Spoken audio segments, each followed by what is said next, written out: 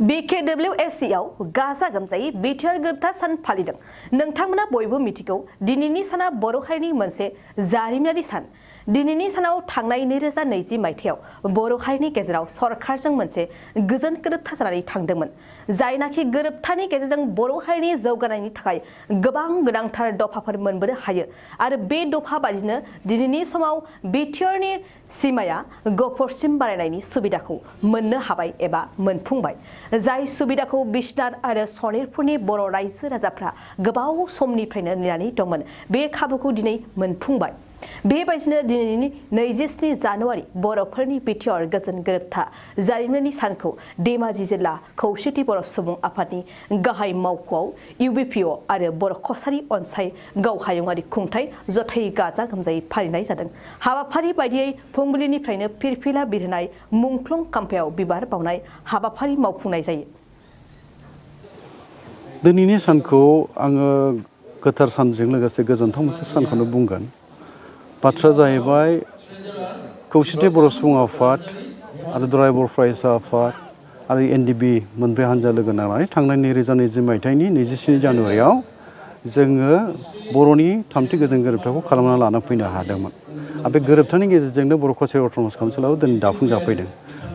दा ओंखायनो आङो दिनैहाय बे धेमाजि जिल्लानि सिङाव थानाय जोंनि सानजारि सिमेन्ट सापरि बेनिफ्राय दिनै बर'नि थामथि गोजोन गोरोबथाखौ फालिनाय जि मोनसे हाबाफारि बे बुब्लियावहाय बेखौनो आं बुंनो लुबैगोन जे जोङो नंगौ थारैनो बर' हारिनि थांनाय थैनाय बा रैखाथि थामोन थानाय जुजिबोनाया गोलाव सम जाबाय। बड'फा उपेन्द्र ब्रह्म दैदेननायाव जों सोमावसाराव बाहागो लाबोदों। बे नंखाय मालाबाबो जानोबो हाया। बे मोनसे गोथां जारिमिनखा।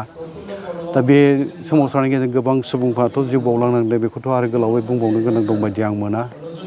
दा बेनि सोमावसारनाय मुंख्लंफोरनि जिउ बावलांनाय बेसेन हिसाबै दिनै जोङो मोनफैनो हादों बुङोबा बांद्राय बुंनाय जाया। मोनफैदों जोङो जे जोङो बर' कसारी अट'नमास काउन्सिल मोनबाय BTC गोरोबथानि दारैहाय आरो दिनैहाय BTC गोरोबथानि दफा बायदियै आं बेखौनो गोजोनथाव बुंनाया बेनो मैया 22 जानुवारि भारतनि मोनसे गणतन्त्र सुबुं द्वारा मोनसे माने सानमोन बेयो।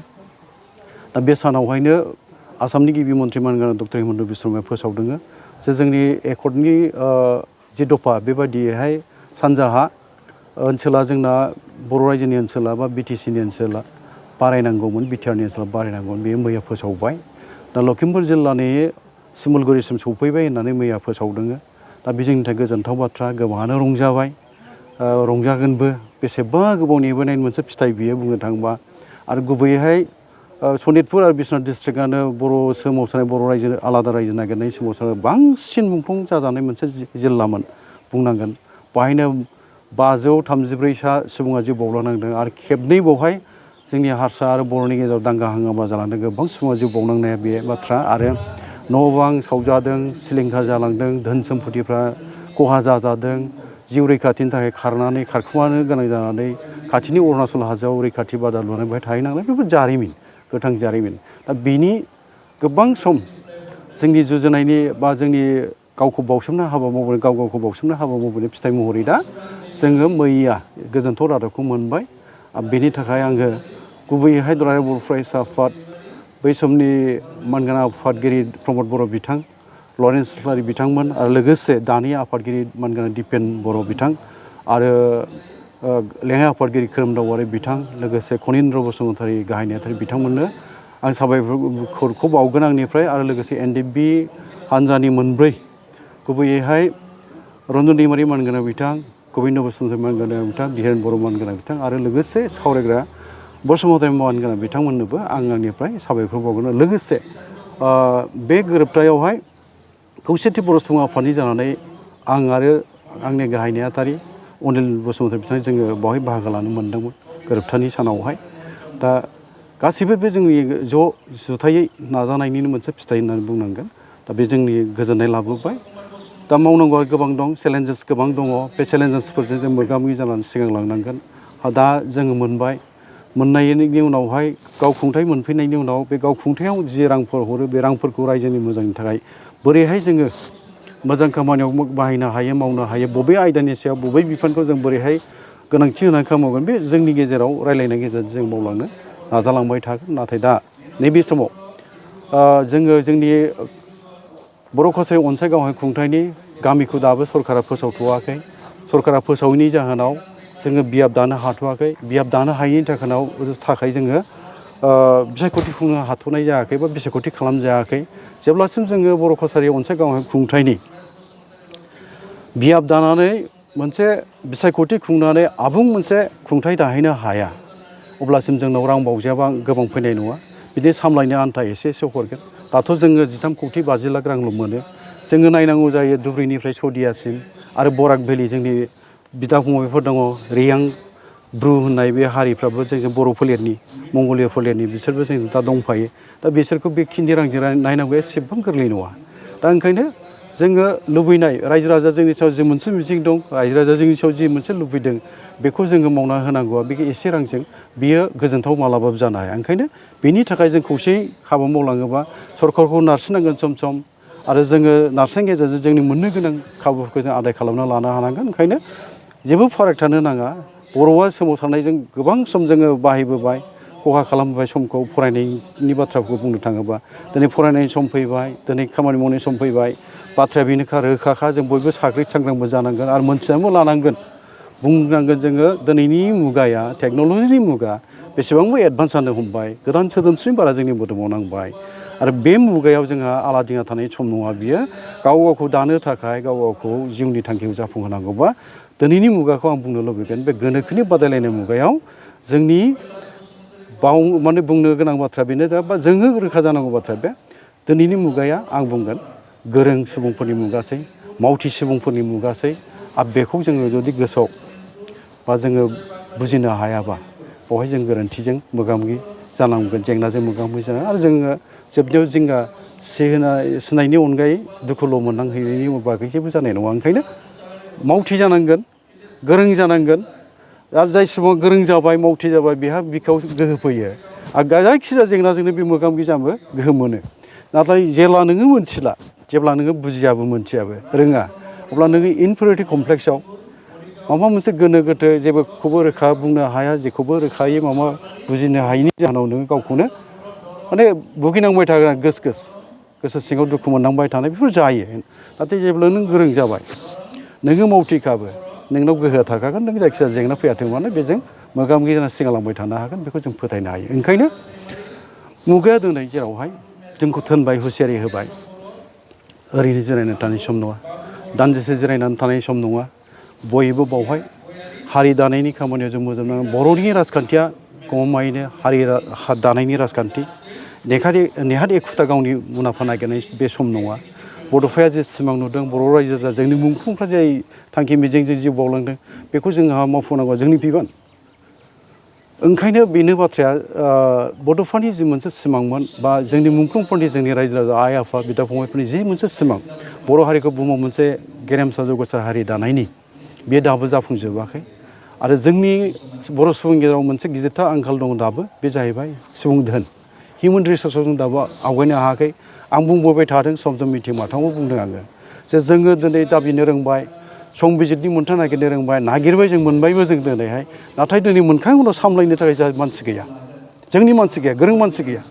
दिनै नाय नोङो बर' कसारि अनसाय गावहाय खुंथायाव प्रिन्सिपाल सेक्रेटारि बा गुबुन गुबुन आयदानि बिफाननि जि अफिसियेल बा अफिसार्सफोर बुंनो थाङोबा बिबानगिरिफ्रा गुबुन हारियानो जोब दा बेबायदिबा मोननानैबो मालायजोंसो सामलायजानो गोनां जायोबा बेवहाय दुखु मोननांनायनि अनगायै आरो माथो दंबावो दा ओंखायनो बे आंखाल बे सुबुंधोननि आंखालखौ सुफुंनांगौआ जोंनि इयुन जोलैफोर जोंनि उन्दै उन्दै दा जाखांबोनाय फरायसुला फरायसुलिफोरनि सायाव बे सोनारनानै थागोन आरो बावहाय जों मोजां मोनसे लामा दिन्थिनानै बिसोरनो सोलोंथाइ मोनहोनायनि जि मोनसे खाबु बेखौ मोनहोनो हायाबा जोंनि साननायफ्रा बड'फानि जि सिमांमोन जोंनि मुंख्लंफोरनि जि मोनसे थांखि थाखायखौ लानानै जिउ बावलांनाय बा आइ आफा रायजोनि जि मोनसे जोंनि सायाव मिजिंथिनाय गोथां मिजिङा बियो आद्रि गोलाव जालांनो हागौ ओंखायनो जों खौसेयैनो खामानि मावनांगौनि गोनांथि दंथारो आरो जों मावलाङो सोरखारा जों रायज्लायबाय जोंनि डब्लिउपिटि आरो बिसिनि मन्थ्रि ट्राइबेल एफेयार्स मन्थ्रि डक्टर अनस पेगुजों जों गले गले रायज्लायबाय बिथाङा मोनसे कमिटि दाना होबाय बियो नटिफाइड जासिगोन बे कमिटिया एसे नायबिजिरगोन जोंनि जिल्लाफ्राव जों जेसेबां गामिफोरखौ जमा होबाय बे जमा होनाय गामिनि सायाव बिथांमोनहा मोनसे जाहैबाय आङो दाखालि थांनाय 23 डिसेम्बर खालि आसामनि गिबि मन्थ्रि मानगोनां डक्टर बिश्वकर्माखौ धेमाजियाव लोगो मोन्दोंमोन मोनसे प्रग्रामाव फैदोंमोन बिथाङा। बे प्रग्रामाव लोगो मोननायाव बिथाङा सोंदोंमोन जे सनितपुर बिटिआरनि बर'फ्रा दा मा साननानै दङ। आं बुंदोंमोन जे ओरैबो गैया ओरैबो गैया, बिथांमोनहाथ' ना बिटिआरआव दं ना बिकेडब्लिउसिआव दं। बर' कसारि अनसाय गौराङावबो गैया बिथांमोना, बिटिआरआवबो गैया बिथांमोना। मोनसे हेंगिं मोनसे हालोदाव थाबाय बिथांमोना। ओंखायनो माबा मोनसे फाइनाल जानायखौ लुबैबाय। जानांगौ माने बिटिआरआव नङाबा बर' कसारियाव बे फाइनाल जानायखौ लुबैबाय। मानोना डेभेलपमेन्टनिफ्राय माने जौगाखांनायनि जि मोनसे जों खाबुफोर मोनांगौ बेनिफ्राय बिथांमोनहा डिप्राइभ जानानै दं, नासयजानानै दङ। दा बेनिफ्राय बिथांमोनहा बारग'नो लुबैबाय। आं बेखिनिखौ बाथ्राखौ बुंदोंमोन। दा गमामायैनो मैया गोजोनथाव बाथ्राया बेनो, खोनासंलांदों आं बुंनाय बाथ्राखौ। ओंखायनो बे माबाफ्राबो मोगथांबो जानानै फैबाय। आरो जोंबो दिल्लीयाव दाखालि ज' थांनानै नारसिनहैनाय जाबाय। बेफोर गासैबो खामानियाव फैदों बायदि मोनो आं। दा ओंखायनो दा नुबाय मा थाबैनो बे सनितपुर बिटिआरनि जि गामिफोरखौ बिटिआरआव सोगोन, आद्रा थानाया जोंजों फैगोन। बेखौ लानाबो बिसोर माने बियाब दानायनि जि मोनसे हाबाफारि, बियो आरोबाव जोंनो सम लाबावनो हासिगौ। ओमफ्राय बियाबा जोंना बारायनोबो हासिगौ। आं जि फोथायनाय दङ। मानोना सनितपुर बिटिआरखौ जों लाफाखाथारनाय जायाखै नालाय। ओरै खोलानि ओनसोलाथ' बिथांमोनहा हाबखानाय नङा। दा बिथांमोनहा हाबैया ओरैहाय फैगोन जोंजों, बेयो मोगथां। आरो जेब्लानो बिथांमोननि माखासे ओनसोला ओरैहाय फैगोन अब्लानो बियाबा बारायगोन। ओंखायनो बेफोर गासिबो खामानिफ्रा हयथ' जालांबाय थानो हासिगौ आरोखि। ओंखायनो नेबावनांगोन एसे।